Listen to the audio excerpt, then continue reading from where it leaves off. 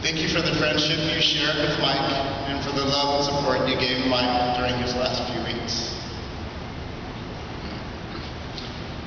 Michael grew up in a small Midwestern town. Of course, I wrote this when I said the eulogy in Arizona, so we all know that. In a very supporting and nurturing environment. His parents loved each other, and they loved their 6 children.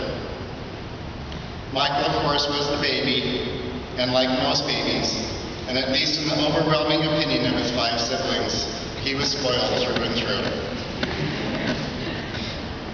Michael was a very warm and loving person, and like his father Ralph, always had a smile and a kind word. He was also, as most of us know, a consummate entertainer and a total nut. Mike could do anything in front of anyone and had no inhibitions whatsoever.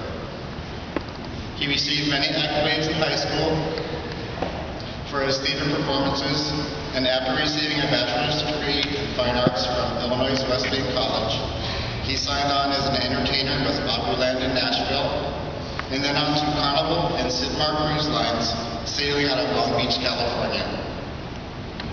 From there, he saw a little more of the world by living in Australia for 5 years, until a yearning to reconnect with his family called out to him. He returned to Phoenix and earned a master's in education from Arizona State University, thinking that he may want to teach theater, but it wasn't meant to be. Teaching did not suit him. While attending ASU, he waited on tables at P.F. Chang's China Bistro. Recognizing his spirit, P.F. Chang's wanted to groom him for the big time. Michael took the challenge, and finally found his calling. He started at the bottom, and for the next 9 years worked his way up to the operating partner of the new P.F. Chang's in Rancho Cucamonga, California. He was very proud of his accomplishments and the hard work it took to get there.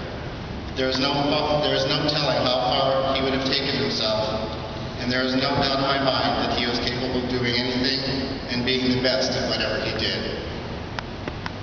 And as always, he would have done it with a sense of humor and would have made us laugh every step of the way.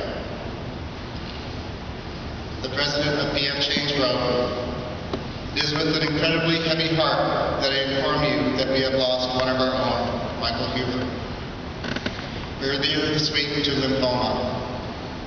For those of you who did not have the pleasure of knowing Michael, he was an absolute gem. A man of conscience, integrity, passion, and humor, with an ever-present song in his heart, and unfortunately, on his lips. He was a good singer, though. Actually, very good. He sang all the time in the restaurant. We have been blessed to have him as a part of our James team from the very beginning at Fashion Square, which is in Phoenix. I know that my life has been enriched by Michael, and I am sure that there are literally thousands of others that share my sense of loss. Light a candle, say a prayer, hug a loved one. Please take a moment to honor Michael's life.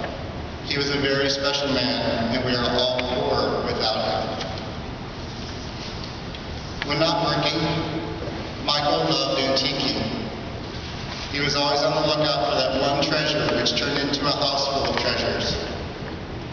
When he could, he would drag us all along with him, and it was wonderful to see him so happy.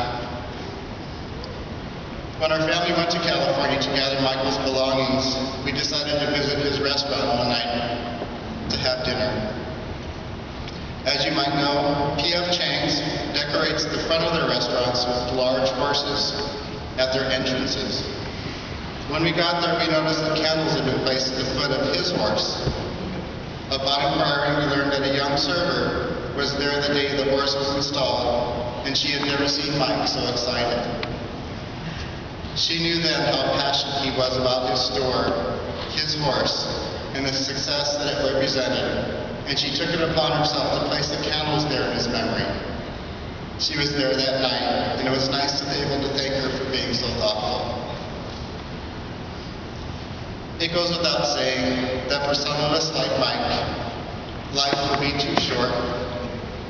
And for all of us, our lives too will eventually end. I'm sure Mike would wish for all of us now to live life to the fullest.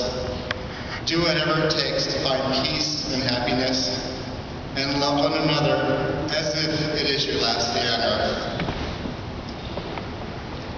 I certainly never thought I would be the baby of the family.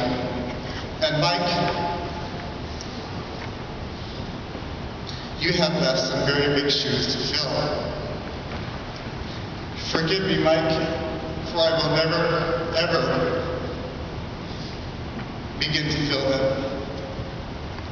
I never really got the chance to tell you how proud I am of you and how blessed I feel that you were in my life. I love you, and I love you, and I and we will miss you very much.